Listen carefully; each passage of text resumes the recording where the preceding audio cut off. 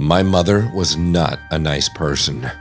She never wanted a daughter, so she spent my entire childhood reminding me of how much of a burden I was. Hello, friends. I am your narrator, a delicate 23-year-old woman.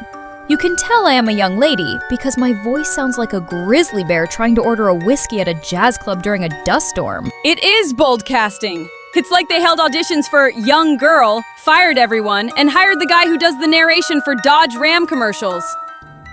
When I turned 23, I finally got my first real boyfriend. I was so convinced that no one could love me ever, so I never really allowed myself to date until I met John. John was everything I ever wanted in a man. He was kind and patient and very attractive. After a month together, we were totally in love. Very attractive. Look at him! John looks like a me created by a police sketch artist who hates his job. His eyes are enormous saucers of terror. He looks like he's constantly witnessing a murder in a mirror. And let's appreciate the logic here. I never dated because I was unlovable. But then I met a guy with the personality of wet cardboard and the eyes of a lemur on meth, and we were in love after 4 weeks. That's not romance. That's a hostage situation. We kept asking when he could meet my mom, but I just wasn't ready for that. My relationship with John was the only good thing in my life, and I couldn't bear to let her ruin it. I told him all the horror stories, but he assured me that it would be okay. He loved me, and there was nothing that my mom could do to change his mind.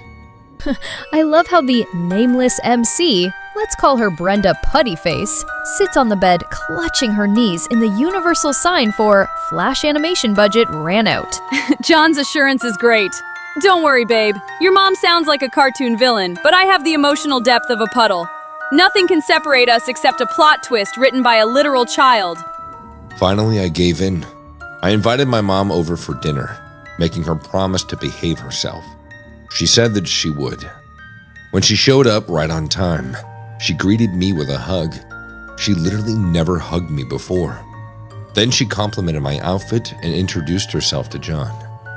He looked shocked. This woman was nothing like the stories. I couldn't tell for sure, but it looked like he was doubting everything I told him. Wait, she hugged you? The horror! The spine-chilling terror of a punctual arrival and a light embrace! Hide your children! Look at the mom's hair! She looks like Cynthia from Rugrats if she grew up to be a meth-addicted gym teacher. And John is shocked? Of course he is! He's shocked by air! He's shocked by walls! His resting face is... I just realized I'm in a YouTube content farm video. The dinner went really well, which made me angrier. I knew that my mother was up to something, that her politeness was yet another way to make me miserable. When she left, John told me what a wonderful woman she was. No, it's an act. She's not really like that. He gave me a look, and he definitely didn't believe me. The gaslighting boyfriend trope, rendered in 12 frames per second. Honey, your mom didn't hit you with a shovel tonight, so clearly you made up 23 years of trauma. It's amazing how quickly John turns on her. One polite turkey dinner and he's like, "So, you're a liar. Your mom has cool hair spikes and eats poultry. You are the problem, Brenda." For the next few months, we saw a lot more of my mother. Every time she acted kind and loving. She gave me compliments and told John all about the fond memories we had. She wasn't lying, per se, but she definitely left out all the bad parts. She talked about our vacation to California, but she didn't mention leaving me on the side of the road so she could gamble. She mentioned my 5th birthday party, but she didn't say that she burned all my new toys after everyone left. I tried to interject with the truth, but that just made me sound more petty. Eventually, I gave up and let her spin her web of lies in front of John. Hold on. She left a child on the side of the road to gamble? Where? Was there a slot machine under an overpass?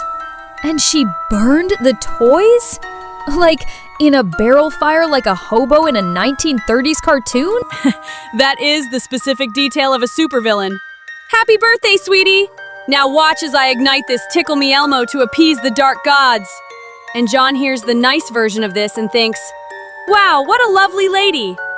John is brain dead. John is a vegetable with a haircut. After months of this, Mom invited us over to her house for dinner.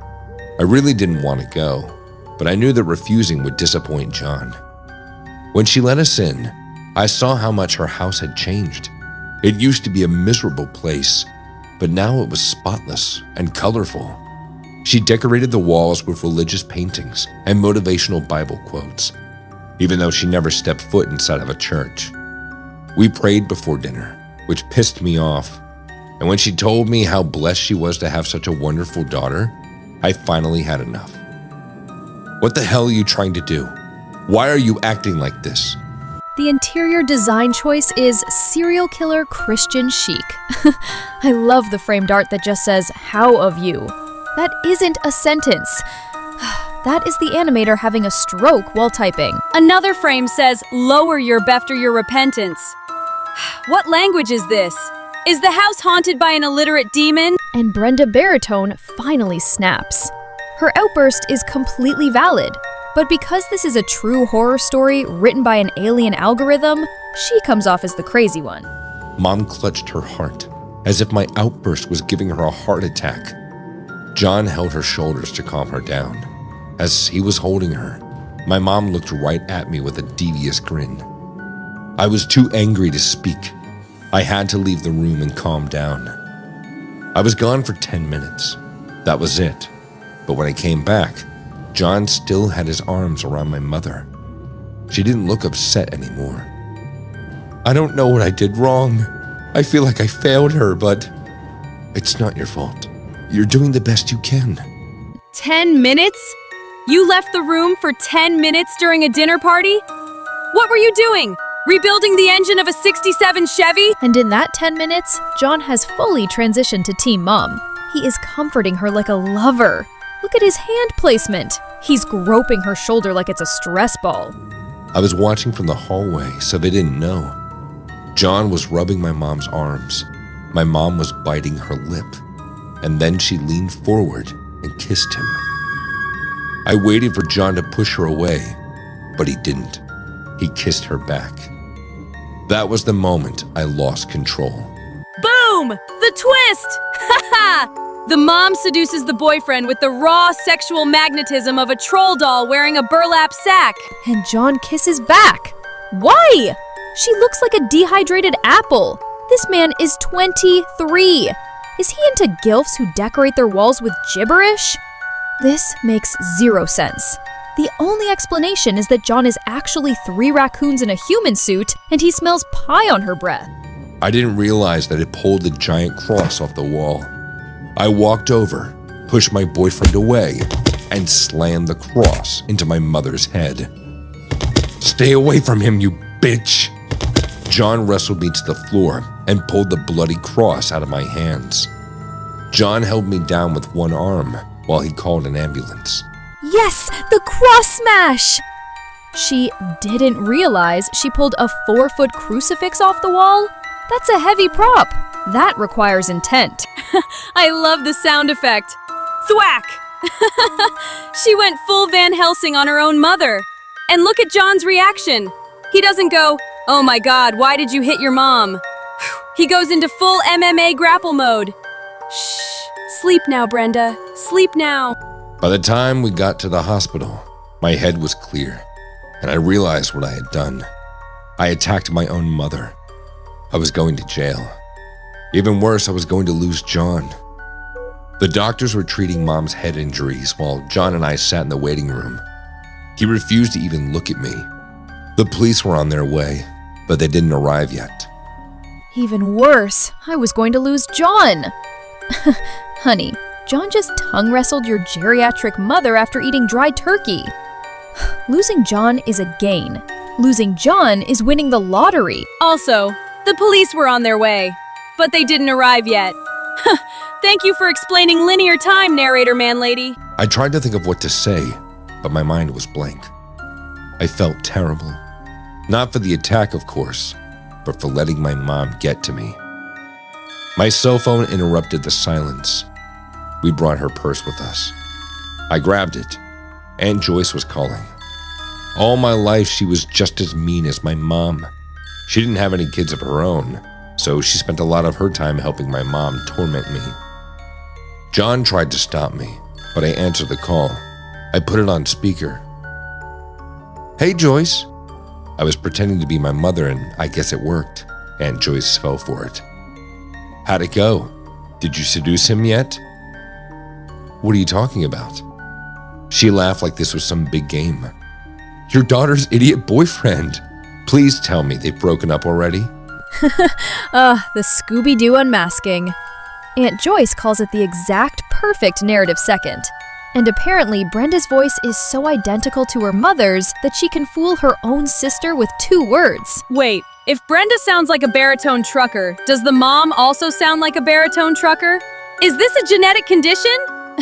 The curse of the bass heavy larynx? And the plan!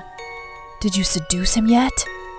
Was the plan really, I will grow old, wait for my daughter to get a boyfriend, then use my wrinkly charms to bone him so they break up? That is the most inefficient evil plan in history. John's eyes widened. It had taken him a while, but he finally realized that all of this was because of my mom's twisted manipulation. At that moment, a policeman walked into the waiting room. I hung up on my aunt before she said anything. "Excuse me, you reported an attack. Would you like to give a statement?" "Yes, I saw the whole thing." John took a moment to think of his answer, but I dreaded what he was going to say. Look at the cop! Look at his eyes! They are independent entities trying to escape his skull in different directions! The animation budget for eyes looking in the same direction was spent on the cross-smashing sound effect. My girlfriend's mother was attacked with a cross. I didn't recognize the attacker, but I believed it was her bookie.